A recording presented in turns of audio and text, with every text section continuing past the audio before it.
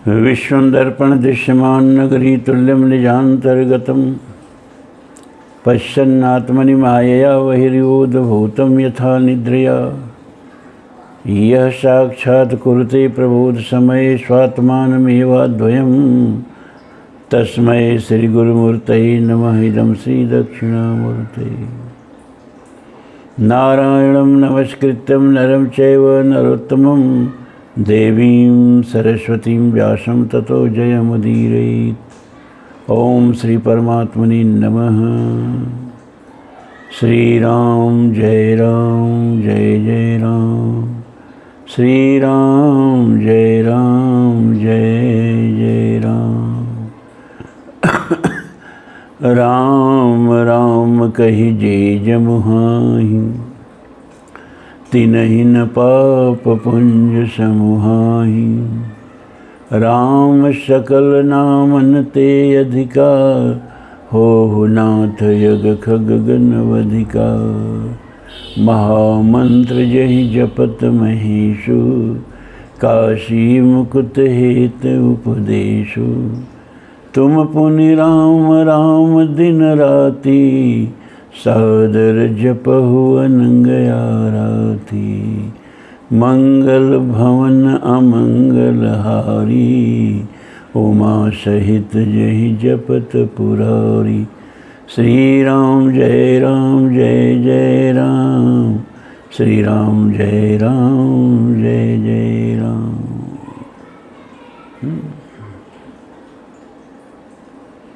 एक कवि बड़ी सुंदर 4 लाइनें लिखता है, देखें समय उठ जाता है तो आप लोगों को सुना दें। जप पर ही है कि क्षण भंगुर जीवन की लतिका, कल प्रातः को जान खिले न खिले। मलयानल की सुचि शीतल मंद, सुगंध समीर चले न चले। काल कराल लिए फिरता, तन नम्र है चोट झिले न झिले।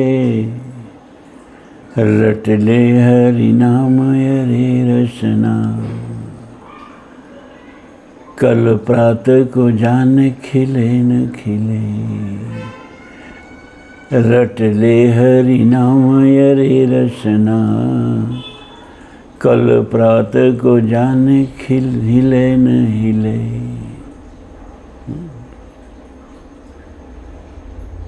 तो देह धरे कर यह फल भाई, अब भजिए राम सब काम बिहाई।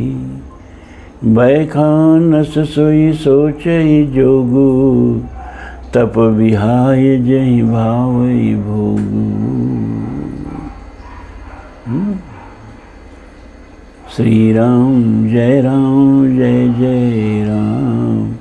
श्री राम जय जय राम।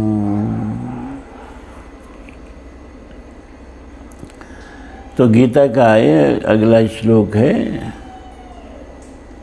कल सुनाए थे आप लोगों को। इष्टान भोगान्यो देवा दास्यन्ते यज्ञ भाविता, तय दत्तान प्रदायेभ्यो यो भुक्ते स्तेन एव सह। आवाज है गीता के 3 अध्याय का 13वां श्लोक। यज्ञ शिष्टाशिनः संतो मुच्यन्ते सर्व किल्बिषे, अभुजन्ते ते त्वघं पापा ये पचन्ते आत्मकारणात्। शाब्दिक अर्थ ये हुआ कि यज्ञ से बचा हुआ प्रसाद खा करके संत सज्जन पुरुष अपने सभी पापों से मुक्त हो जाते हैं। लेकिन जो अपने ही लिए पकाते हैं, अपने ही खाते हैं, वो तो पाप ही पकाते हैं और पाप ही खाते हैं। पूरा गीत यज्ञ का जो भाव है इसमें आ गया है इस श्लोक में। लक्षणा से बात कही गई है। इसको केवल भोजन तक मत सीमित रखिएगा, लक्षणा से बात कही जा रही है कि यज्ञ हमने कहा जो अपने लिए किया जाए वो भोग है, और जो दूसरों के लिए किया जाए, इस जगत के कल्याण के लिए किया जाए, समाज के कल्याण के लिए किया जाए, जीव मात्र के कल्याण के लिए जो कुछ भी किया जाए वो सब यज्ञ है।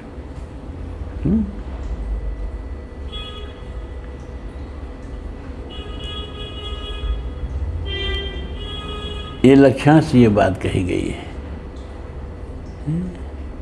ये जब अपना सारा शरीर का जो ये उपकरण प्रकृति ने हमें प्रदान किया है, इसको प्रकृति का न समझ करके अपना समझ बैठते हैं।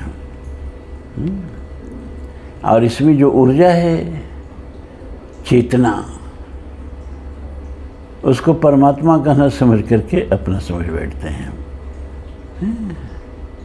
तो शरीर प्रकृति का, इसमें बैठी हुई शक्ति परमात्मा की, और काम अपने लिए, तो ये तो यज्ञ नहीं हुआ।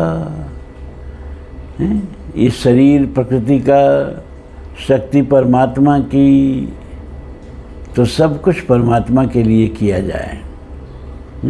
मद कर्म कृत, भगवान कहते हैं गीता, मेरे लिए कर्म कर, ब्रह्मण्याधाय कर्माणि, मुझको प्रसन्न करने के लिए कर्म कर।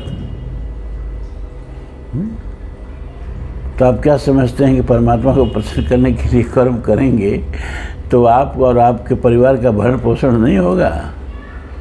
होगा, और तुम्हारा कर्म ही यज्ञ हो जाएगा। लेकिन जो अपने ही लिए जीते हैं, ये पशु प्रवृत्त है जो आप ही चरे, मनुष्य है वही कि जो मनुष्य के लिए मरे।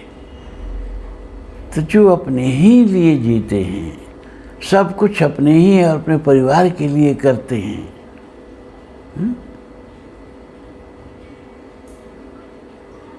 उनका जीवन ही पाप है, और जो कुछ भी करते हैं सब पाप है। ये भाव यहाँ कहा गया है। तो हमने कई बार इस बात को समझाया है कि यज्ञ का एक फार्मूला, हर चीज़ का एक फार्मूला होता है ना। साइंस जो पढ़े होंगे वो जानते होंगे, हर चीज़ फार्मूले में कही जाती है, सूत्र में कह दिया जाता है। गणित में भी सूत्र चलता है, अध्यात्म में भी सूत्र चलता है। यज्ञ का सूत्र ये है, आप देखते होंगे कि हर दक्षिणा वगैरह सवा में दी जाती है। 1.25 रुपया, 1.25 किलो, 1.25 मन, 1.25 लगा करके दिया जाता है। कहने का मतलब कि जो जितना आप समाज से लेते हैं, आपका ये जीवन, इस पर कितना ऋण है। पहले तो 5 भौतिक तत्वों का ऋण देखिए, ये वायु का ऋण कितना है। प्राणवायु इसको कहते हैं। इसी प्राणवायु को ले लेके कुछ लोग महाप्राण हो जाते हैं। हम क्यों भूल जाते हैं कि इसी वायु में मनु महाराज भी सांस लिए होंगे, इक्ष्वाकु जी भी सांस लिए होंगे, भगीरथ जी भी सांस लिए होंगे, सत्यवादी हरिश्चंद्र भी सांस लिए होंगे इसी वायु में। भगवान राम तो लिए ही होंगे, भगवान कृष्ण तो लिए होंगे। जितने महापुरुषों के नाम जानते हैं, जितने मसीहाओं के नाम जानते हैं, जितने अवतारों के नाम जानते हैं, उनके लिए कोई अलग से हवा नहीं थी। इसी हवा में सांस लिए और फिर उसमें छोड़े भी अपने श्वास को, और उन्हीं के छोड़े हुए श्वास में हम भी सांस लेते हैं। लेकिन इसी प्राण को जो हम भी लेते हैं, उन्होंने लेके महत प्राण बना दिया, और हम इसी प्राणवायु को लेकर के इसको शुद्ध प्राण बना देते हैं। बहुत छोटा सा जीवन जीते हैं। हमने कई बार कहा कि इस शरीर से आप इतना छोटा जीवन जी सकते हैं कि बस बीवी और बच्चे। सुत मात नहीं मात पिता तब लो, अब लानन दीख नहीं जब लो, ससुरार पियार लगी जपते, रिपुरूप कुटुंब भय तबते। इतना शुद्ध जीवन जी सकते हैं कि माता और पिता भी उससे बाहर हो जाते हैं।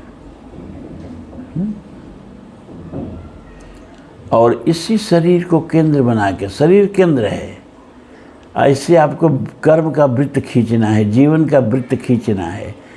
इतना छोटा वृत्त खींचे आपके माता पिता भी वृत्त से बाहर हो गए। और इसी शरीर को केंद्र बना के इतना बड़ा वृत्त खींच सकते हैं कि अयंग निजंग परो वेति गणना लघु चेत शाम उदार चरिता नाम तो बस दैव कुटुंबकम।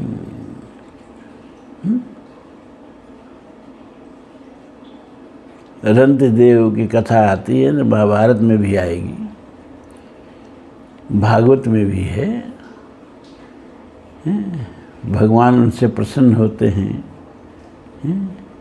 क्योंकि कई दिन के बाद भोजन मिला है और वो भी भोजन भूखों को दे करके अपने भूखे रह जाते हैं।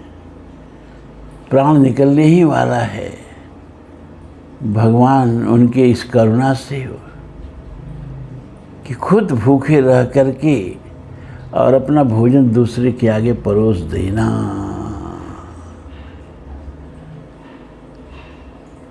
सुनने में बड़ी छोटी सी बात लग रही है, बहुत बड़ी बात है, क्योंकि पेट की आग के आगे कुछ भी नहीं सूझता है। तुलसी ने लिखा, आग बड़वाग ते बड़ी है आग पेट की, अब पेट ही को बेचत है बेटी बेटा बेट की। समुद्र में जो आग लगती है उससे भी बड़ी भयंकर आग वह है जो पेट में लगती है, भूख की आग।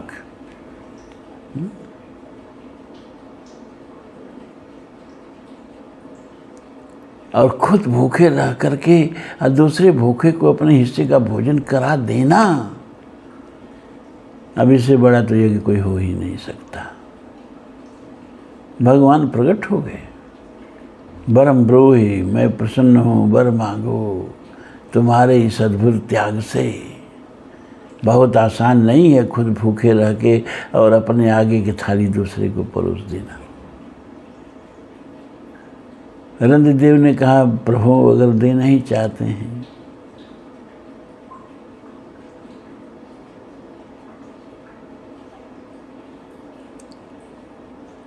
तो मुझे यह वरदान दीजिए कि मैं सबके हृदयों में बस जाऊं, हर प्राणी मात्र के हृदय में हमको वास दे दीजिए।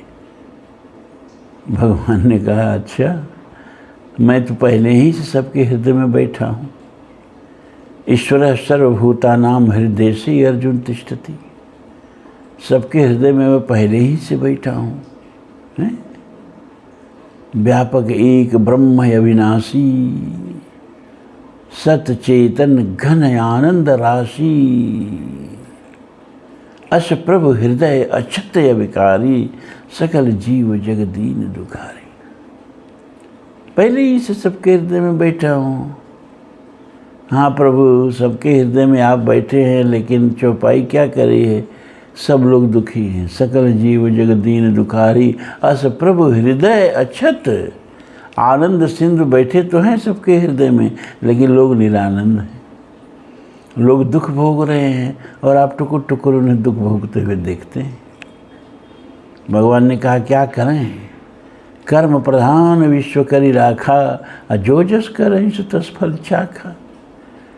हम नहीं किसी को सुख देते हैं, हम नहीं किसी को दुख देते हैं। लोगों के कृत कर्म ही उनको सुख देते हैं और लोगों के कृत कर्म ही उनको दुख देते हैं। हमने तो कर्म का एक पैमाना बना दिया है। रंतदेव ने कहा, तो प्रभु इसीलिए हम सबके हृदय में बस जाते हैं, बस जाना चाहते हैं, क्योंकि मैं सबके हिस्से का दुख पी जाना चाहता हूँ। सारी संसार के प्राणियों का दुख मुझे मिल जाए प्रभु, और मेरे हिस्से में थोड़ा बहुत जो सुख है वो सबको मिल जाए। मैं किसी को दुखी नहीं देख सकता हूँ, सबका दुख पी जाना चाहता हूँ, इसलिए सबके हृदय में बस जाना चाहता हूँ। तो इतना बड़ा वृत्त भी आप खींच सकते हैं इसी शरीर को केंद्र बना के। और कितना बड़ा वृत्त खींचते हैं उतना ही बड़ा आपका जीवन है।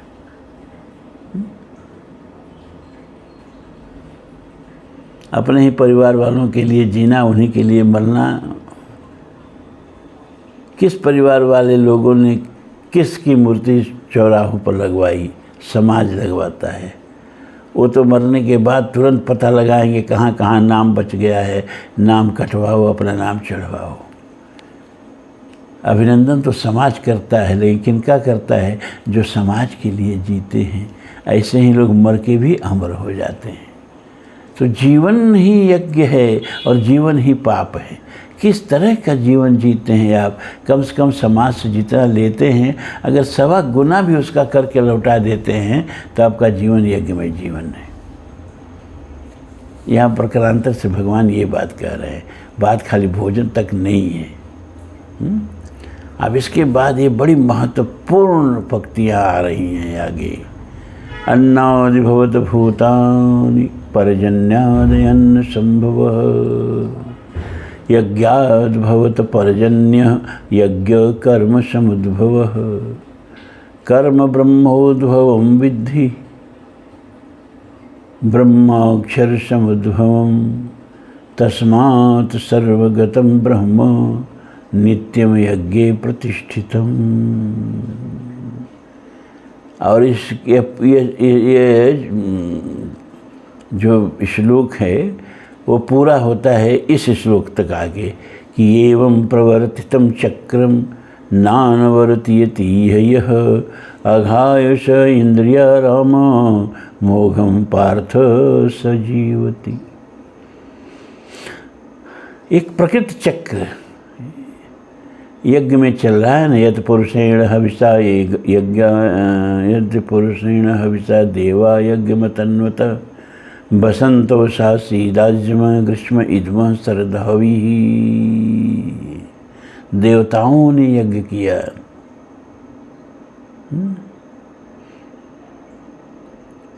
कैसा यज्ञ किया? मौसम का यज्ञ किया। बसंत ऋतु को ही घृत बना दिया, ग्रीष्म ऋतु को ही हवन कुंड बना दिया और शरद ऋतु को हविष बना दिया। इस तरह का जो यज्ञ किया, उस यज्ञ से क्या पैदा होता है? उस यज्ञ से बादल पैदा होता है, जिसको हम बहुत विस्तृत बता चुके हैं, दोहराना नहीं चाहते हैं। जो लोग पट दे सवाल उठा देते हैं कि स्वाहा स्वाहा करने से बादल बनता है, कुछ नहीं जानते हैं। वो प्रकृति के बारे में न विज्ञान जानते हैं न अध्यात्म जानते हैं, जो इस तरह के मूर्खतापूर्ण प्रश्न उठाते हैं। ये पूरी प्रकृति यज्ञमय प्रकृति है और ये पूरे प्रकृति के यज्ञ से ये वृष्टि होती है, हमारे आपके यज्ञ से नहीं। लेकिन इस यज्ञ का भी बड़ा महत्व है, वो भी बताएंगे। तभी भगवान कहते हैं कि वह प्रकृति का यज्ञ चक्र जब चलता है तो क्या होता है कि अन्न उत्पन्न होता है। अन्नाद भवत भूतानि, सारी प्राणी, नॉट ओनली मतलब मैन, आदमी ही नहीं,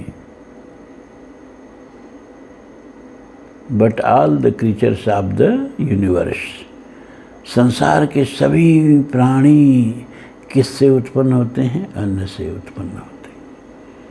ये जो मांसाहारी जंतु होते हैं और आप लोगों में भी जो मांसाहारी लोग होते हैं, वो भी अन्न से ही जीवित होते हैं, मांस से नहीं जीवित होते हैं। वो मांस अन्न का ही रूपांतरण है। ये मांस अन्न का ही रूपांतरण है। ये सारे मांसाहारी जो जंतु हैं शाकाहारी जंतुओं को खाते हैं और उनसे जो मांस बनता है, अन्न से रस, रस से रक्त, रक्त से मांस, तो अन्न का ही रूपांतरण है मांस। और फिर उन मांसाहारी जीवों को हम खाते हैं। क्योंकि एक संत कहा करते थे बराबर अपने प्रवचन में कि जग में 4 सुअर हैं भाई। 4 प्रकार के सुअर होते हैं। एक सुअर जो घर आंगन की करे सफाई। ये जो मुर्गी उर्गी लोग पालते हैं, मुर्गा उर्गा पालते हैं ना, वो खखार के थूको तो उसको भी खा जाते हैं। कोई कीड़ा मकोड़ा लंघता रहे आपके आंगन में तो उसको भी खा जाते हैं।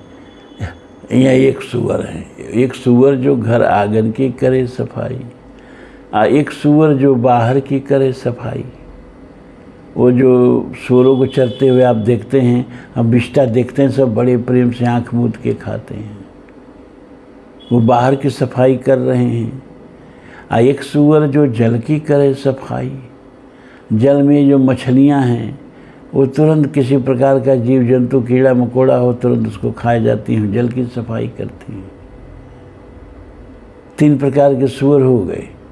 एक सुअर जो घर आंगन की करे सफाई, एक सुअर जो बाहर की करे सफाई, एक सुअर जो जल में करे सफाई, और अब अगला सुअर कौन है? का एक सुअर जो इन तीनों की करे सफाई। जो मुर्गी को भी खा जाए, सुअर को भी मार के खा जाए, और ये मछली को भी मार के खा जाए। ये चौथा सुअर कौन है? आदमी। जग में 4 सुअर हैं भाई।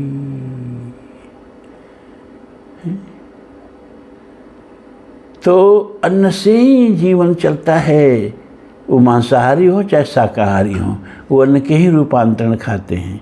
वो स्टार्च ही खाते हैं। C6H12O6 फोटोसिंथेसिस के माध्यम से सूरज के किरणों में जो ऊर्जा है, और पत्तियों में जो क्लोरोफिल है, हर्षपरित उसको हिंदी में बोलते हैं, वो पानी की उपस्थिति में सूरज की ऊर्जा से वो पत्तियों का क्लोरोफिल दिन में, क्योंकि सूरज का प्रकाश तो दिन में ही नहीं मिलेगा,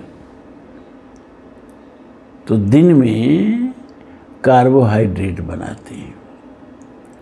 वही कार्बोहाइड्रेट जो है, भोजन का सारा रूपांतरण उसी कार्बोहाइड्रेट का है, जो फोटोसिंथेसिस के माध्यम से, प्रकाश संश्लेषण के माध्यम से सूरज की जो ऊर्जा है उसको आत्मसात करके और उसको स्टार्च में बदल देते हैं। ये पेड़ पौधे, ये भोजन भी हमको देते हैं, ये ऑक्सीजन भी हमको देते हैं, ये छाया भी हमको देते हैं, ये ईंधन भी हमको देते हैं। फिर भी कितनी निर्ममता से हम इनको काट डालते हैं। सबसे बड़ा यज्ञ है, स्वाहा स्वाहा वाले से भी बहुत बड़ा यज्ञ है वृक्षारोपण। और किसी की स्मृति में वृक्षारोपण करना, कितने बड़े वृक्ष लगाने का एक बहाना हमारे डॉक्टर साहब करते हैं।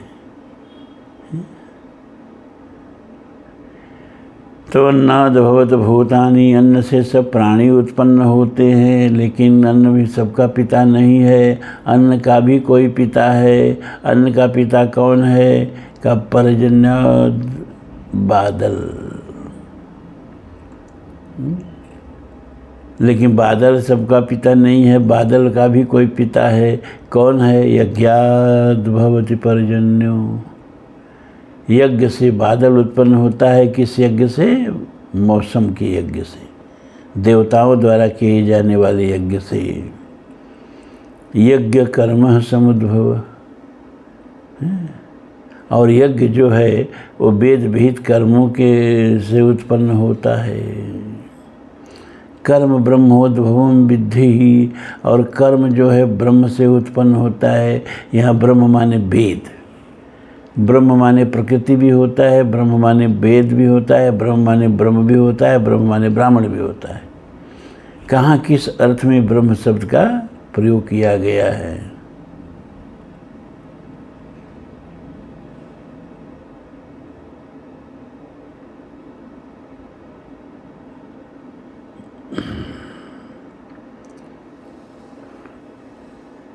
ब्रह्म माने प्रकृति कहाँ होता है? मम योनि महद ब्रह्म, मेरी योनि प्रकृति ब्रह्म।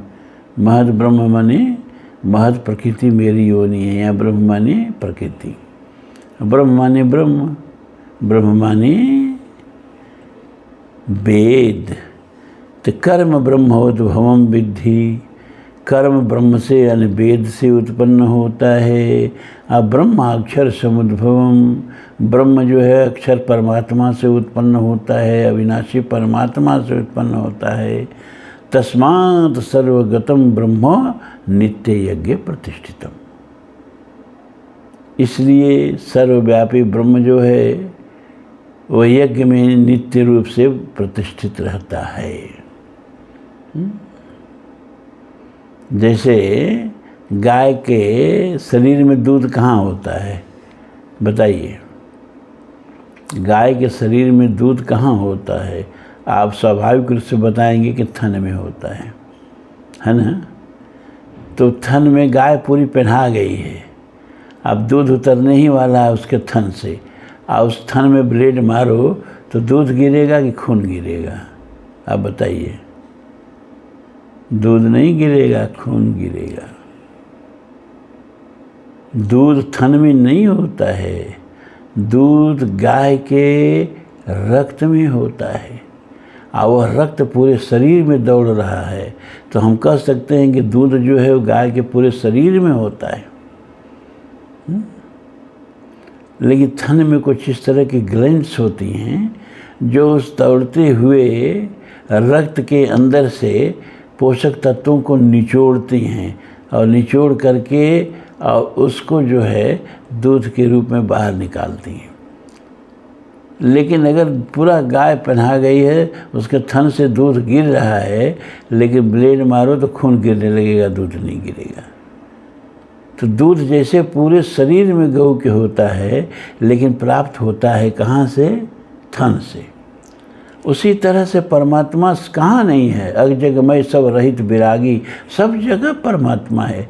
तद्देजत तन्नेजत तद दूरे तदंत के तदंतरस्य सर्वस्य तद सर्वस्य वाहित। तन्नेजत तद एजत तद दूरे तदंत के, वह नज़दीक से नज़दीक है, दूर से दूर है, वह चलता भी है, वह स्थिर भी रहता है, सबके भीतर भी है, सबके बाहर भी है, सब जगह है। लेकिन जैसे दूध गऊ के पूरे शरीर में है लेकिन मिलता है थन से, वैसे ही परमात्मा सर्वत्र व्याप्त है, लेकिन कहीं मंदिरों में, कहीं तीर्थों में। ये वो थन है जहाँ से परमात्मा प्रकट होता है।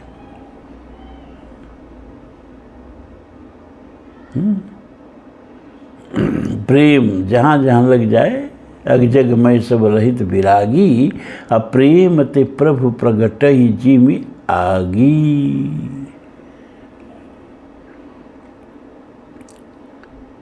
तो यह यज्ञ जो है ये वो थन है जहाँ परमात्मा प्राप्त किया जा सकता है, जहाँ परमात्मा प्रकट हुए। अब नीचे वाला श्लोक का कल बताएंगे, जब कल समय महाभारत का है, लेकिन गीता रोज़ चलेगी। ये बहुत ज़रूरी है, थोड़ा आध्यात्मिक डोज आप लोगों को देना। और एक एक अध्याय कथा, एक अध्याय से ज़्यादा सुन के क्या करेंगे। खट 50 सर्ग। विश्वामित्र द्वारा वशिष्ठ जी पर नाना प्रकार के दिव्यास्त्रों का प्रयोग और वशिष्ठ द्वारा ब्रह्मदंड से ही उनका शमन एवं विश्वामित्र का ब्राह्मणत्व की प्राप्ति के लिए तप करने का निश्चय।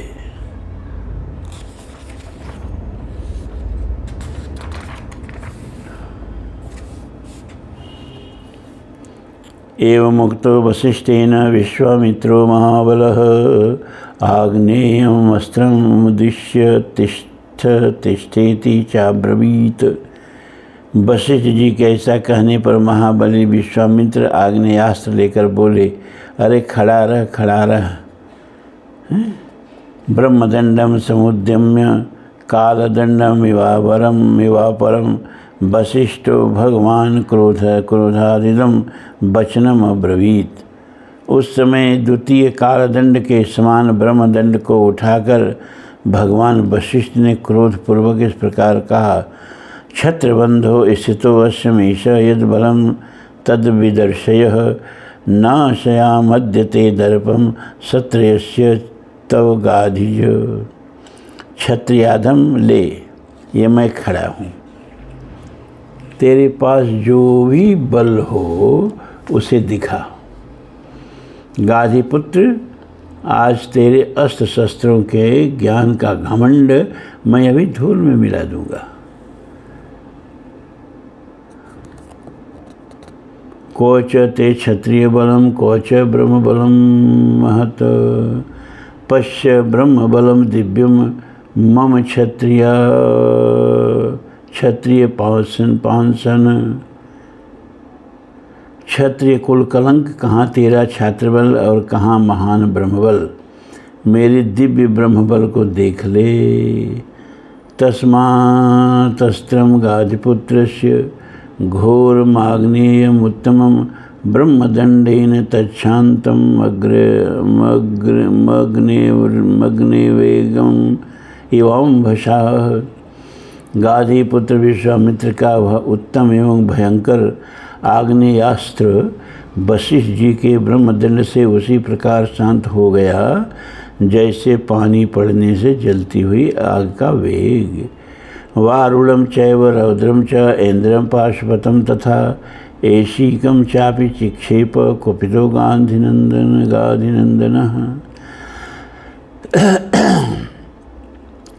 तब गाधिपुत्र विश्वामित्र ने कुपित होकर वारुण, रौद्र, ऐन्द्र, पाशुपत और ऐशिक नामक आग्नेयास्त्रों का प्रयोग किया। मानवम मोहनम चैव गांधर्वम अस्वापनम तथा जृंभणम मादनम चैव संतापन विलापने। शोषणम दारणम चैव वज्रमस्त्रम सुदुर्जयम ब्रह्मपाशम कालपाशम वारुणम पाशमेव च। पिनाकमस्त्रम दयितं शुक्राद्रेयशनी तथा दंडास्त्रमथ पैशाचम क्रौचमस्त्रम तदैव च। धर्मचक्रम कालचक्रम विष्णुचक्रम तथैव च। वायव्यम मथनं चैव अस्त्रम हयशिरस्तथा। शक्तिद्वयं च विचिक्षेपं कालं मुसलं तथा। वैद्याधरं महास्त्रं च कालास्त्रं मथ दारुणं। त्रिशूलमत्रं घोरं च कापालमथ कंकणम्। एतन्यासस्त्राणि चिक्षेप सर्वाणि रघुनंदन। उसके पश्चात क्रमशः मानव, मोहन, गांधर्व, स्वापन, जिम्भृण, मादन, संतापन, विलापन, शोषण, विदारण, सुदुर्जय, वज्रास्त्र, ब्रह्मपाश, कालपाश, वारुणपाश, परम प्रिय पिनाकस्त्र, सूखी गीली 2 प्रकार की असन, दंडास्त्र, पैशाचस्त्र, कवचास्त्र, धर्मचक्र, कालचक्र, विष्णुचक्र, वायव्यास्त्र, मंथनास्त्र, हैशिरा, 2 प्रकार के शक्ति, कंकाल, मुसल, महान, वैद्याधरास्त्र, दारुण कालास्त्र, भयंकर त्रिशूलास्त्र, कापालास्त्र और कंकड़ास्त्र, ये सभी अस्त्र उन्होंने वशिष्ठ जी के ऊपर चलाए। वशिष्ठे जपताम श्रेष्ठे तदभूतं विभावतः तानि सर्वाणि दंडेन ग्रस्ते ब्रह्मणा सुतः। जप वालों में श्रेष्ठ महर्षि वशिष्ठ पर इतने अस्त्रों का प्रहार वह एक अद्भुत सी घटना थी, परंतु ब्रह्मा के पुत्र वशिष्ठ जी ने उन सभी अस्त्रों को केवल अपने डंडे से ही नष्ट कर दिया। तेषु शांतेषु ब्रह्मास्त्रं क्षिप्तवान् गांधीनंदनः तदस्त्रमुद्यतं दृष्ट्वा देवा साग्निपुरोगमाः। देवर्षश्च संभ्रांता गंधर्वा समाहोरगाः। त्रैलोक्यम आसीत संत्रस्तं ब्रह्मास्त्रे समुदीरिते। उन सब अस्त्रों के शांत हो जाने पर गांधीनंदन विश्वामित्र ने ब्रह्मास्त्र का प्रयोग किया।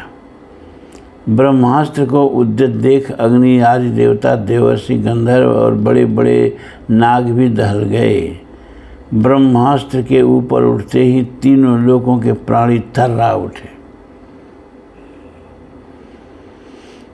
तदप्यस्त्रं महाघोरं ब्राह्मं ब्राह्मणेत तेजसा वसिष्ठो ग्रस्ते सर्व ब्रह्मदंडेन राघव वशिष्ठ जी ने अपने ब्रह्म तेज के प्रभाव से उस महाभयंकर ब्रह्मास्त्र को भी ब्रह्मदंड के द्वारा ही शांत कर दिया।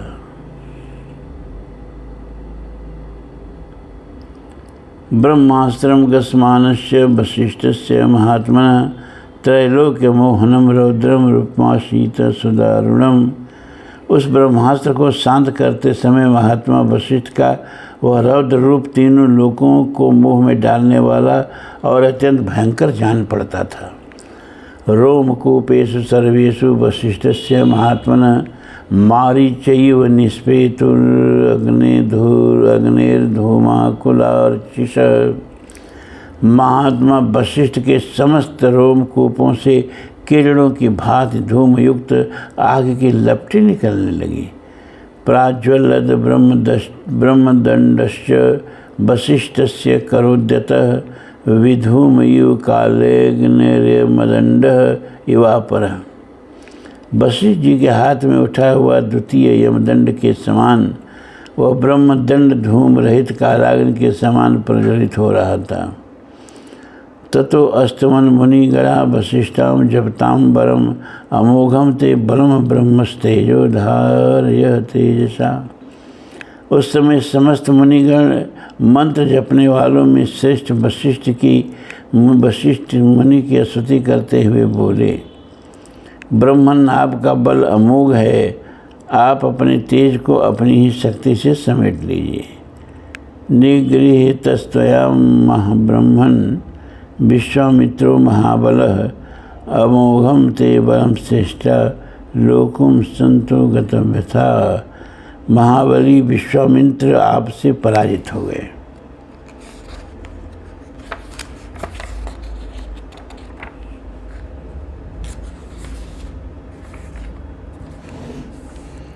मुनिश्रेष्ठ, आपका बल अमोघ है, अब आप शांत हो जाइए जिससे लोगों की व्यथा दूर हो। एवं मुक्तो महातेजा समम चक्रे महाबल विश्वामित्रो विनिकृतो विनश्वसेदम अब्रवीत। महर्षियों के ऐसा कहने पर महातेजस्वी महाबली वशिष्ठ जी शांत हो गए और पराजित विश्वामित्र लंबी सांस खींचकर यूँ बोले, दिग्बलम क्षत्रिय बलम। बहुत महत्वपूर्ण ये वाल्मीकि रामायण का श्लोक है। दिग्बलम क्षत्रिय बलम, यहाँ जात से कुछ लेना देना नहीं है। ब्राह्मण जात की बात नहीं हो रही है और क्षत्रिय जात की बात नहीं हो रही है। ब्रह्म तेज की बात हो रही है और छात्र तेज की बात हो रही है। आध्यात्मिक तेज की बात हो रही है और भौतिक शक्ति की बात हो रही है। क्षत्रिय मतलब जिसके पास शस्त्रों की शक्ति हो, जिसके पास राज्य की शक्ति हो, जिसके पास भौतिक शक्ति हो। और ब्राह्मण का मतलब कि जिसके पास तपस्या की शक्ति हो, जिसके पास आत्मबल की शक्ति हो। समदम तपस कैसे है ना, समोदम तपस शौचम क्षांति आर्जवम एवच ज्ञान विज्ञान आस्तिक्यम ब्रह्म कर्म स्वभावज। 9 गुण, सम दम तप तेज। सम दम तपस तेज नहीं, सम दम तपः शौच, क्षमा सरलता, ज्ञान विज्ञान और आस्तिकता। 9 गुण। इसी 9 गुण को मानस में भगवान राम कह रहे हैं, नाथ एक गुण धनुष हमारे, 9 गुण परम पुनीत तुम्हारे। ये 9 गुण ब्राह्मणों के कौन हैं? वही सम दम तपः शौचम क्षांति आर्जवम एवच ज्ञान विज्ञान आस्तिक्यम ब्रह्म कर्म स्वभावज। और क्षत्रियों का स्वाभाविक धर्म क्या है? शौर्यम तेजो धृति दाक्ष्यम युद्धे चापलायनम दानम ईश्वर भावस्य छात्र कर्म स्वभावज।